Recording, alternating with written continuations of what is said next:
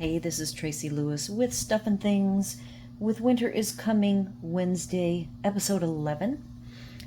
This is another paper pack. It is a regular DSP that was out of stock, and it did come back in stock and is still available. I have a project made with it to share first, and then we'll go through the paper. I actually have 2 projects to share.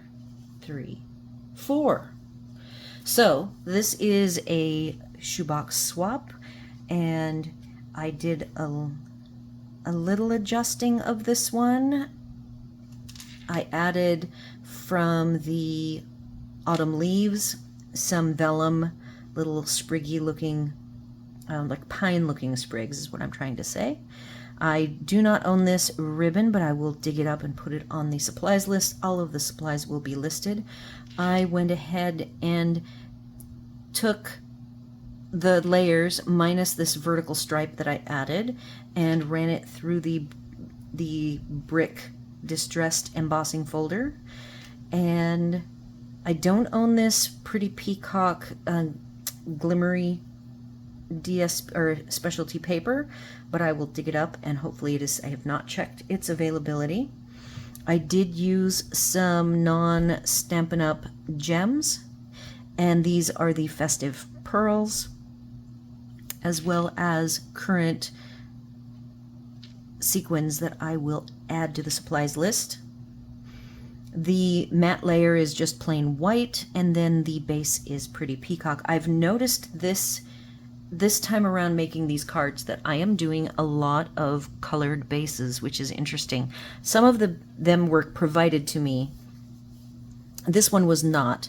In fact, this white matte layer was the base, and I turned it into another matte and trimmed it down because I wanted to have a little more oomph to it. And this is Trucking Along, Wishing You a Festive Christmas, the sentiment.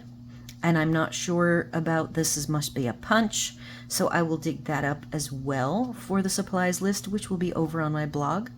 I was good, and I had already talked in a previous episode about cutting strips to dress up the inside of the card. So this one, I did cut my strip and added it. This time, instead of flush left, I made it a little bit of white.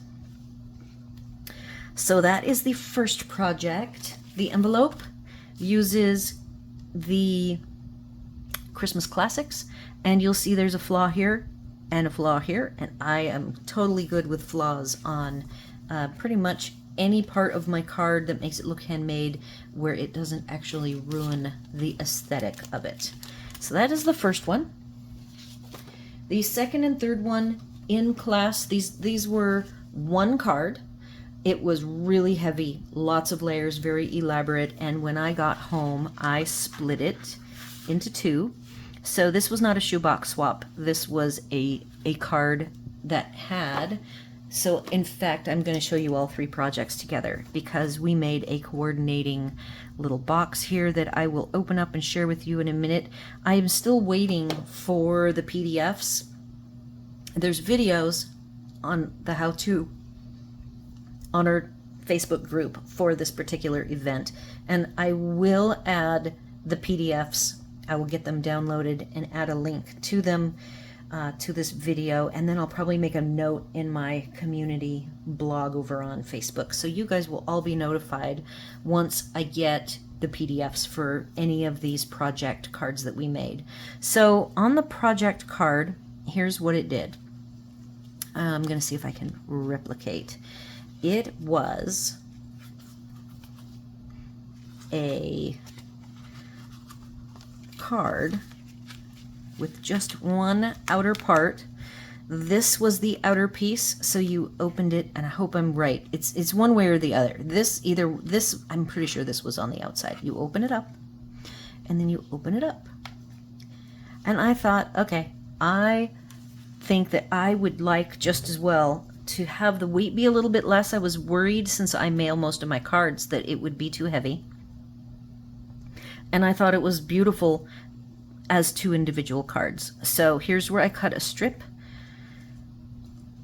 and I used it on the side, And I also had a fatter strip. I believe they provided this strip at this width. If I were cutting the strip, I would not make it so fat. So let's take a look at each of these 3 items together, and then we will pop in and look at the, I'll show you the DSP, which I have the pieces here. I got 1 sheet of each, and you'll see that some of the pieces are quite small now. This blue I have used plenty of times. All right, so the piece on Earth is Christmas Classics. This particular little trim here, I will have to look up. It looks like it is a cut in half, which everybody is doing. It's all the rage today. This blue is thread from Hobby Lobby. This is iridescent thread from Hobby Lobby. These little spiky pines is a set I did not get, and it evades me, so it will be on the supplies list. I used the white. That actually looks to me, that's funny, it has a shimmery look, but I don't use shimmer white, so I'm not sure why it has, oh, I know why. This is actually a back of some DSP, and it was provided to use, I believe, on this card, and that's why it has kind of a funky patterny look to it. And I went ahead when I got home and I added the Snowfall 3D embossing folder treatment. I've added there's the silver glitter adhesive backed, and these are, I can't remember the name of these dies, I'm sorry. So these 2 are the size of the dies, and then I hand cut this piece of glitter, trying to conserve as much as I could. I did not quite get these tips, so it did, if it looks cut off, it actually is truncated because I wanted to get enough to do both pieces here. So in order for my little piece that I had of the glitter, I went ahead and had to forego the tips on one of these 2, and I was fine with that. Let's see, so we've got 3 different 2 sequins and the festive pearls. So I will have all 3 of those. They are current. I believe they're all available. Keeping in mind that by the time I actually post this, availability might be different. So what happens on my blog, if I have the supply and it's linked from my blog, it will take you to Stampin' Up's site, and you will go to the home page. So I apologize for that, but I've got to get all these filmed ahead of time. So for my normal regime, I'm usually filming just a couple days before I would post a video. But in this case, I am going to be selling these, and so they're all going to be potentially gone by the time I would be filming. All right, so that is the one card. The second one was one that I added more. These strips were mine with my piece of the share of this Winter Meadow paper. Again, this is the Organdy Glimmer that I cut in half, and I just see the Stampin' Up, the Hobby Lobby, and it looks like there's white thread as well as the baker's twine, and then these little guys, because I don't have the little spiky sprigs, because I don't have that set, I do have cheerful daisies. So believe it or not, if you are looking for something that looks fir-like or pine needle-ish and you don't have the winter sets, you can go take a look at cheerful daisies. That this is just a branchy little sprig, and it looks pine enough for me, for my purposes, and I die cut them in boho blue and blueberry bushel. Again, classic Christmas classics, I believe. And then on the inside, I've got my strip, and I did not do any stamping. And the envelope for this is the same as the other envelope. And then let's take a peek at this box, which, like I said, the PDFs of the dimensions for everything, including this really elaborate card that I turned into 2, and how to make this box. So it's got a belly wrap. And Winter Wishes is also from that set where these sprigs are from. So again, I don't have the name for you today, but I will dig it up and put it on my blog. And this really nice box has a very lovely outer pattern. And then this was made using 2 circles of each color and just adhered. And then you close it to give it that spiral-ish look. Let's see if I can get it. Okay, let's see.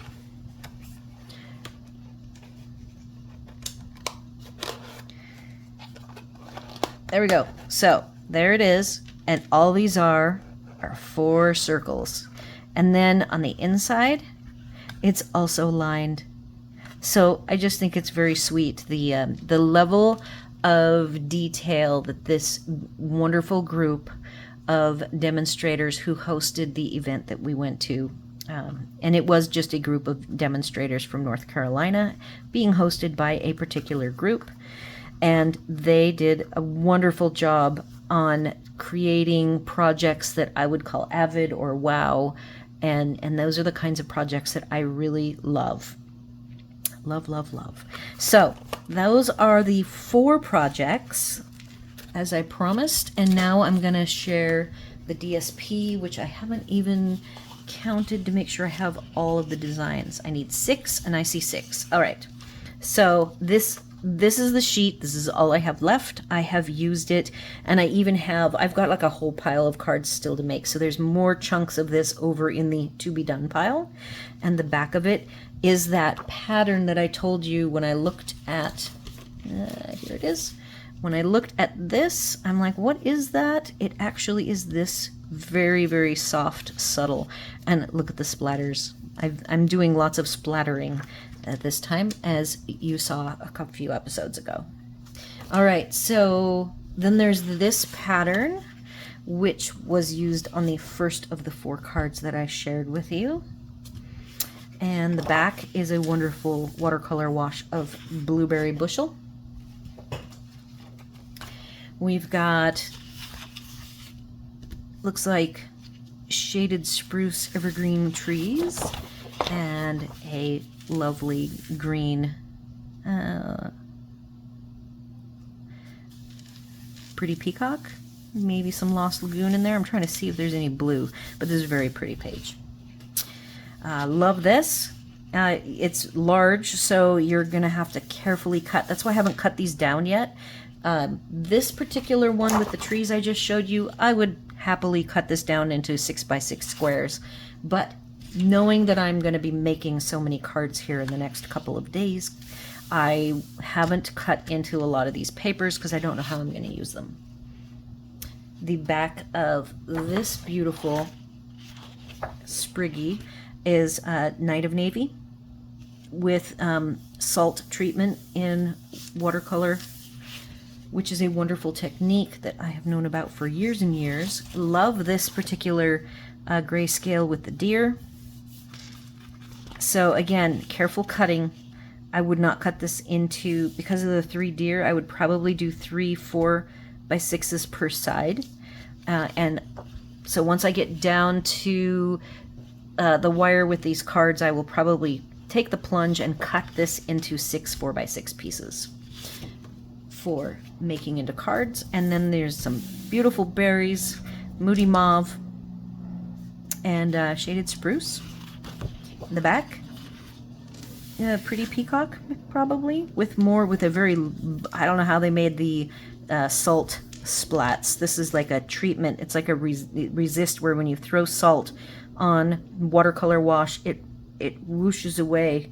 It's a really neat technique to watch.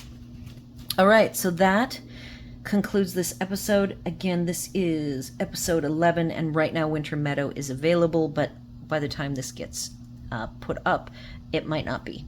So do all the YouTube things, like, share, comment, and subscribe. The supplies available at the time that I post will go up on my blog. And as always, thanks for watching.